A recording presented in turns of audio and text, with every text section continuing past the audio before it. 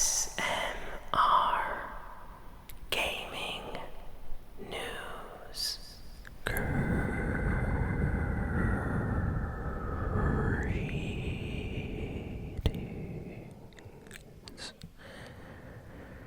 everyone,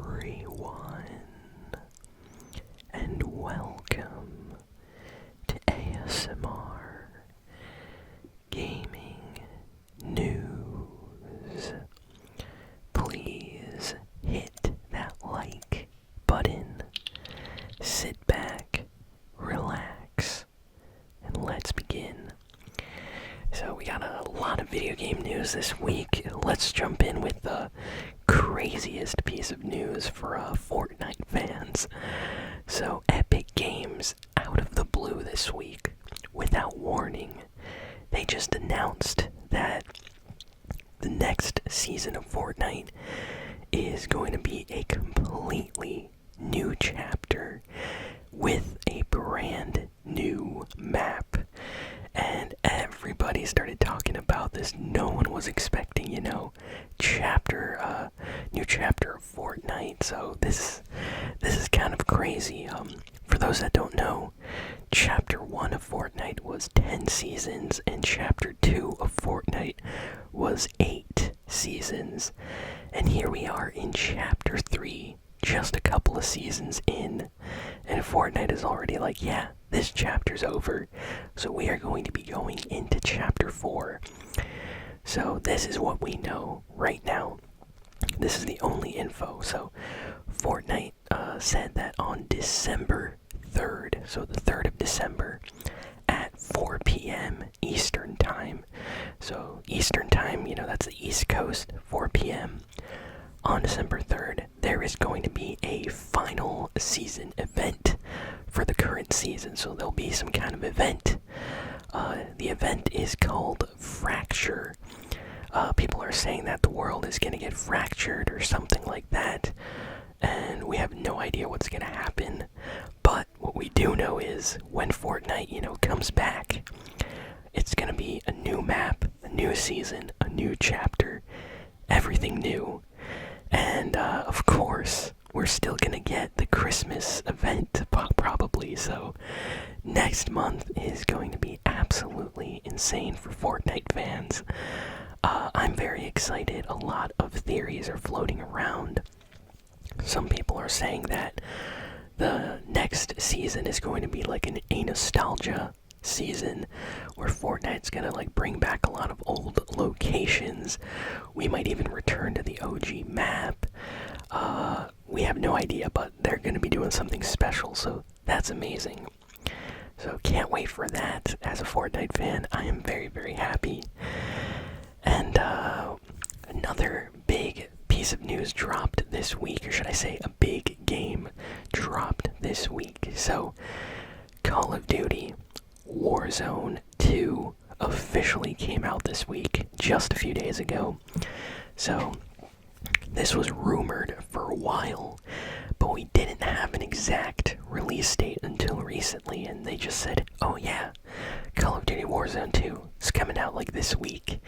So Blizzard, Activision, they put up a download on PlayStation, on Xbox, on PC a few days early. So you could actually download Warzone 2 before it comes out, so you could at least have it downloaded and ready. And yeah, the servers went online this week, and I was there waiting. I think I got on 10 minutes after the servers went up. It was extremely laggy, and I had a little bit of trouble with my first game in the lag, but I still had a great time, and the servers are much better now.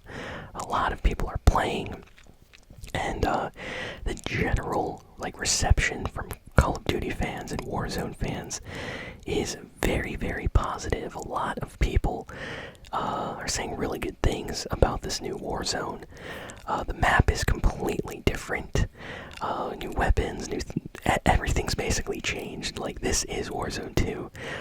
The way you run, slide, all feels different. I would argue even the shooting feels a little different from the previous Warzone. They just have like different features and things. And they will be adding, new modes and things as it goes on. Some people are saying that they're very sad that Rebirth is not in Warzone 2, but I believe they're going to be adding that in the next few months, That's going to be something special they'll announce. But, yeah, it's great. Call of Duty Warzone 2 is completely free, by the way. So, if you have a PlayStation or Xbox or PC, just download it completely free, just like Fortnite, and you're dropped into a map with like 150 other people. I think is what Warzone 2's lobbies are. I think it's 150, so like 150 people on one large map, and the last one to survive is the winner, and it's super cool. And I love the map, I have to say. I know it might be a little bit of a controversial opinion, but I hated Warzone's like Verdansk map. It was like the ugliest Call of Duty map in the last like 8 years. Like, I've played a lot of Call of Duty games.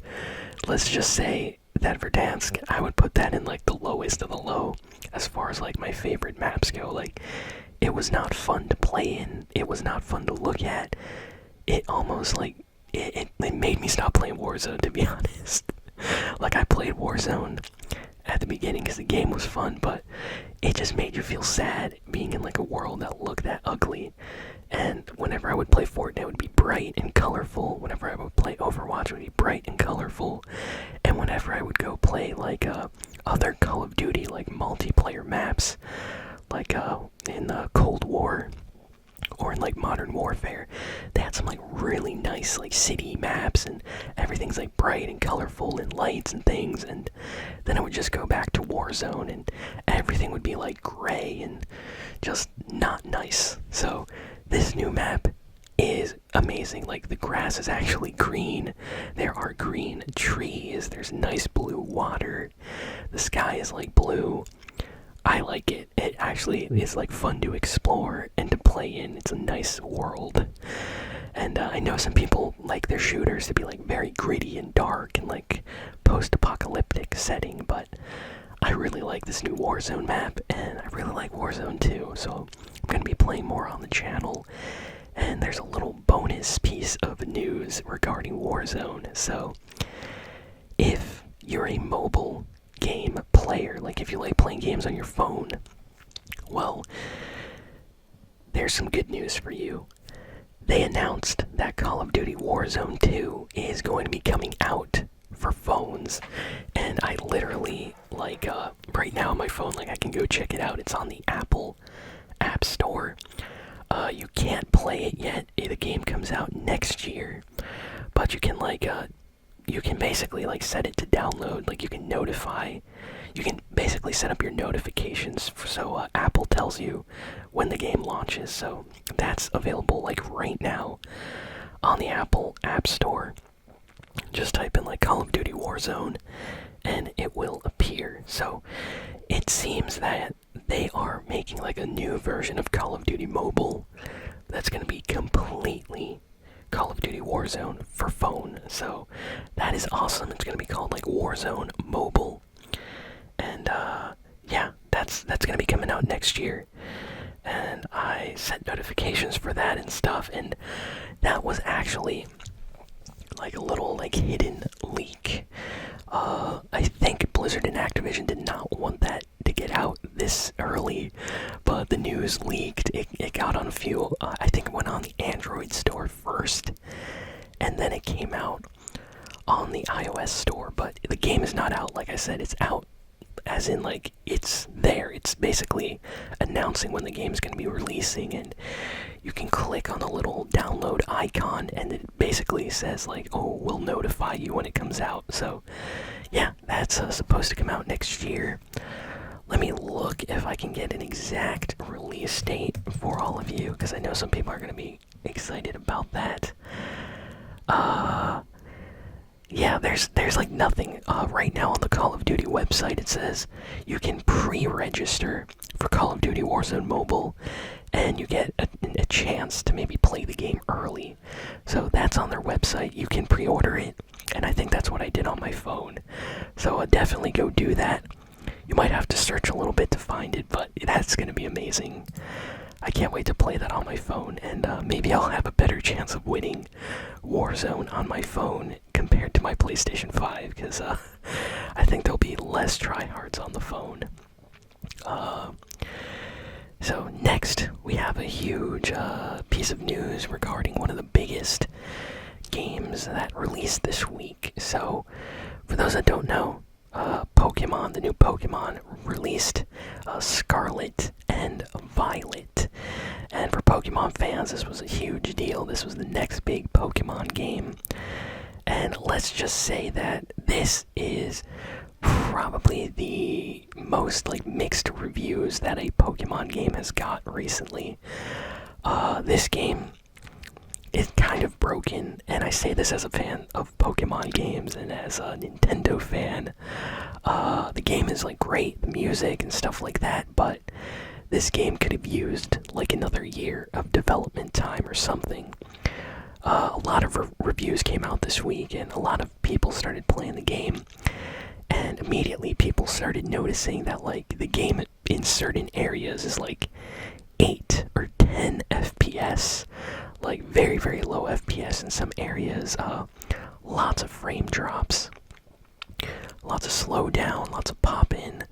There's a bunch of glitches that cause your game to crash, or you get save data corruption.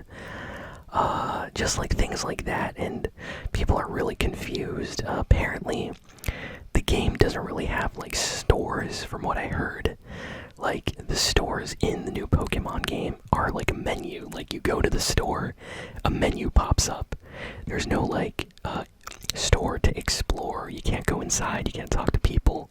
Nothing. It's just a menu screen.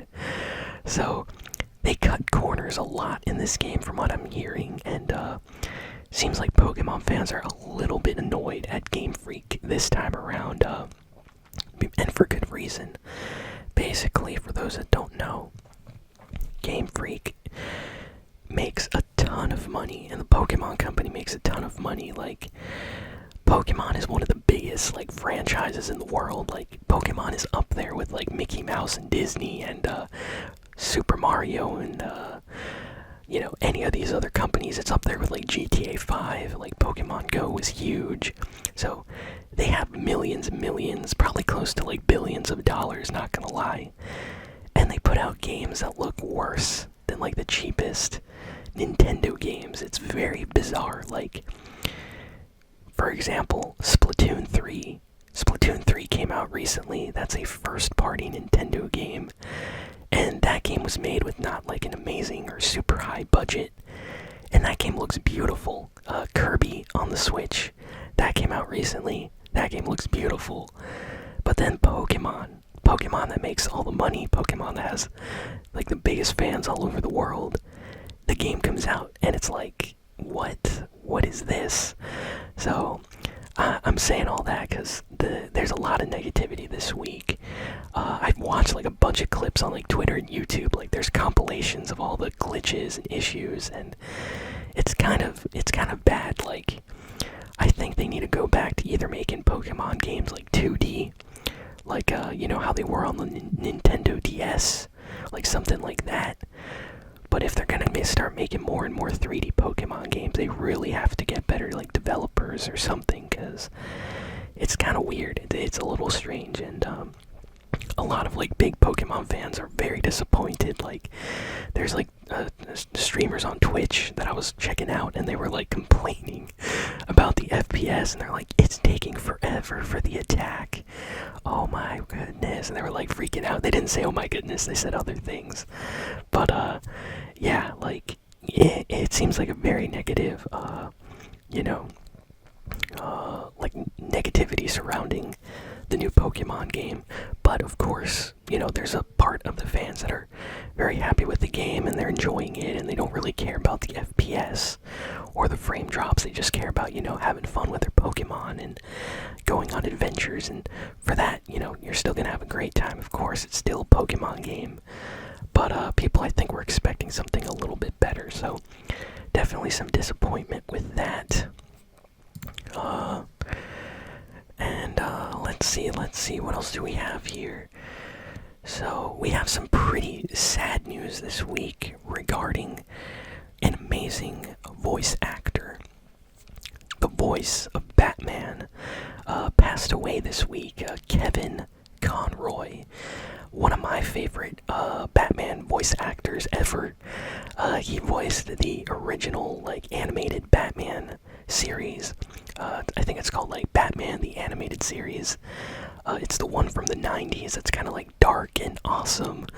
I watched that entire series a couple years ago. Again, it's amazing.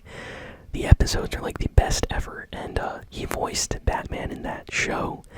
And he also voiced Batman in all the Arkham games, as well as a bunch of other video games and stuff too. So not only has he voiced Batman in animation, but he's also voiced Batman in a bunch of Batman video games. So if you like Batman, he's kind of a big deal. And the voice actor passed away.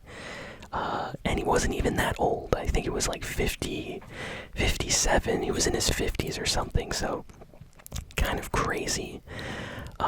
Yeah, so a lot of Batman fans are very, very sad at this news. I am as well.